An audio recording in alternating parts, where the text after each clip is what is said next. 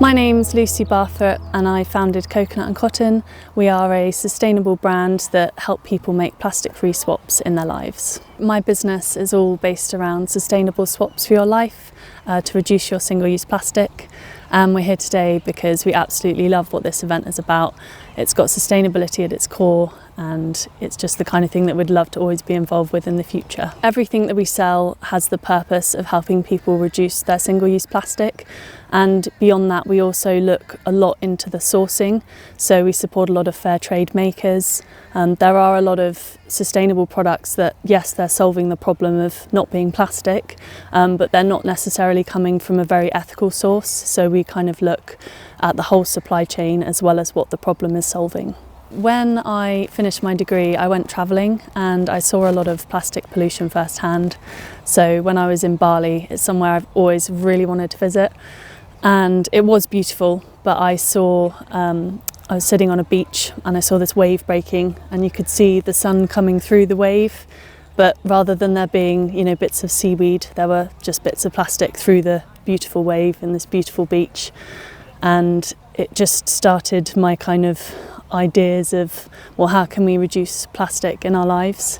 And when I came back, I started trying all the products that then became part of my first range. Melati Wisgen, so she actually, after I visited Bali, since she was 12, she was campaigning to clear Bali up, and since I visited, she's managed to get loads of single-use items banned and really clear up the island, and she's still a huge campaigner for reducing plastic. My dad inspired me to start my own business. He has a recycling company that recycles e-waste, so it's something that I've grown up being very aware of, and I knew that was something that I wanted to be in a similar field with. I feel most connected with nature in forests. So I actually grew up near here. This is Stourhead, a National Trust property, and there's a beautiful woods nearby. Actually in the valley, if you go there in the evening, all you can hear is birds and rustles, and it's just being so connected to that is really lovely for me. It's calming. Sustainability for me is about not rushing yourself, making sure that you're making decisions that are good for your own life. And don't feel like you have to swap everything. It's okay if you still have a plastic washing up bowl, because it's probably going to last for a really long time. So making sure that you use what you have is probably the most important thing. Our business reduces waste by reusing a lot of the packaging we receive. So when you get an order from us, we actually have these cute little stickers that say, "Sorry, I'm a little tatty, I'm reused." So we don't really go big on some areas of branding as we could, because we are looking to reuse everything that we receive into the shop. So that we don't recycle much, but that's a good thing because we're reusing it instead. Shaftesbury's got a really great energy around it. There's a lot of environmental groups and very passionate people there.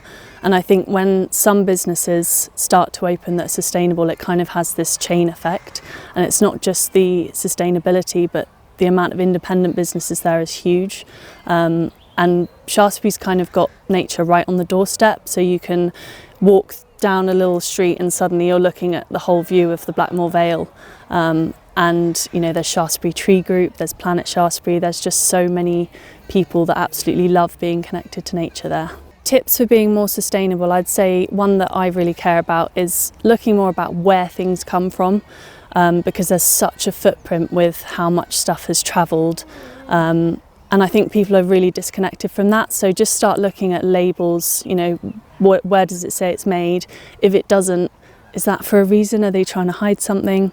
So yeah, definitely looking at the sourcing of products. I'd say using what you have. So if you have lots of products already in your cupboard, don't just try and chuck them away because you want the new exciting thing. It's really good to use up what you have.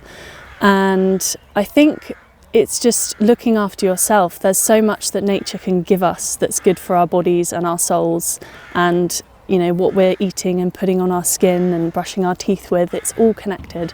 So look at trying to use products that have those natural ingredients more.